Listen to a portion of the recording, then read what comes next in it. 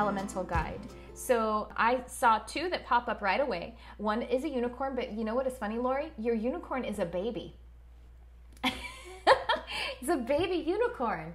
And it's not that he's like young, he just shows himself as a cute and like almost like with baby fat and really, really playful, almost like a My Little Pony kind of unicorn. But he brings, and I'm just saying he because most unicorns are actually androgynous. I just feel like emphasizing the masculine just a little bit right now, at least, because there is some kind of really fun dichotomy with the divine masculine and that super playful energy that's almost like the inner child, because we would think that that would be a bit more feminine. So then he brings it across as more masculine so that there's that really fun balance. And again, unicorns are basically white, but they often are iridescent, so they seem to reflect and refract rainbow colors. And so his mane shows to me right now as sort of refracting purple and blue, like a royal blue purple, and it's, you know, iridescence. He says that you can pick a name for him. He says he wants to remind you, ooh, it's interesting. He wants to remind you of play, but he also reminds you of structure, which is kind of funny because that's how that is, and he wants to assure you that structure is the part of the intention of being physical, to have structure so that you can have freedom. That's weird. It's a weird way to say it. But there was another one too, and if you want to come back for me, this is a wood nymph, and so she is actually learning from you. Okay, so she's a wood nymph, and she's in the earth element. And actually, I'm going to pull two cards, but it's going to be for all of us. So I'm going to pull one from unicorns and one from dragons. So she's assisting you, thereby learning from you. It's like she's an intern. And she says that she works for your gnome guide, and your gnome guide is wanting you to feel a bit more independent as it pertains to manifesting. And he's showing me a pot of gold.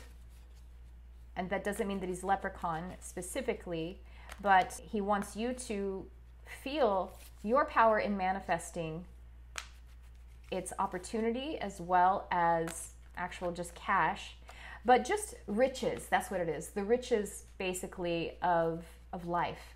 And so that is more than cash, but he wants you to celebrate. And so basically he's stepping back his energy so you can feel the power of your own. And then you have this little wood nymph who is your assistant, who is this really pretty, diminutive little, she looks like a tree almost, like but she's very small. I see her like she's about the size of calf or ankle size is how her energy shows up. And she's a really lovely assistant. So the names for these, you can name them yourself. Although the gnome says that he's come to you in dreams when you were a kid, so you probably already have a name for him.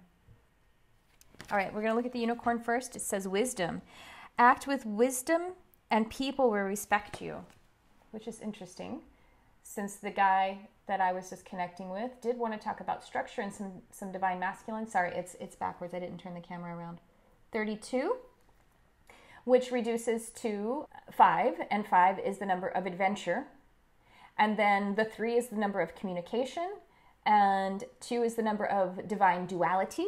So you got a lot of stuff to draw upon there. The card we have is Water Dragon, helps you flow easily around obstacles. Christ, light, and love are flowing. Develop your psychic abilities, go with the flow. And so in this, I'm reminded to tell you that the roots of a tree need water. And this is green like the leaves of a tree.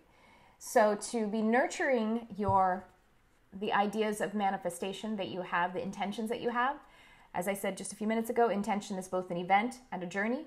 So nurture, keep bringing your awareness back to the intentions and watering the roots of the plant or the tree, which is the intention. And you can get that little wood nymph girl to help you.